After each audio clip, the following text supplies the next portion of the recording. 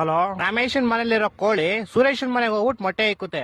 ಇವಾಗ ಮೊಟ್ಟೆ ಯಾರ್ದು ಅಂತ ಹೇಳಪ್ಪ. ಮೊಟ್ಟೆ ಈಗ ಸುರೇಶನ್ದೆ, ಯಾಕಂದ್ರೆ ಕೋಳಿ ಸುರೇಶನ್ ಮನೇಲಿ ಬಂದಿರ್ತಲ್ಲ, ಯಾರ ಮನೇಲಿ ಬಂದ್ ಮೊಟ್ಟೆ ಇಡುತ್ತೋ ಅವ್ರದೇ ಮೊಟ್ಟೆ.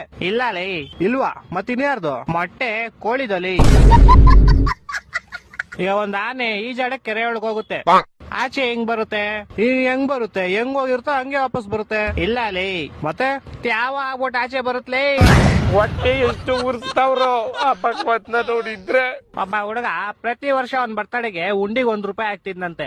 60 ವರ್ಷ ಆದ್ಮೇಲೆ ನೋಡಿದ್ರೆ ಅದ್ರಲ್ಲಿ ಬರೀ ₹12 ಐತಂತೆ. ಹೆಂಗೆ ಅಂದ್ರೆ ಅವ್ನು ಯಾರ ಚಪ್ಪಲಿ ಇರ್ತಾನೆ ಎತ್ಕೊಂಡಿರ್ತಾನೆ. ಇಲ್ಲ ಲೇ, ಮತ್ತೆ ಅವ್ನ್ ಬರ್ತಡೆ ಫೆಬ್ರವರಿ 29 ಇತ್ಲೇ. ನನ್ನ ಮಕ್ಕಳು ಒಂದೊಂದಲ್ಲ.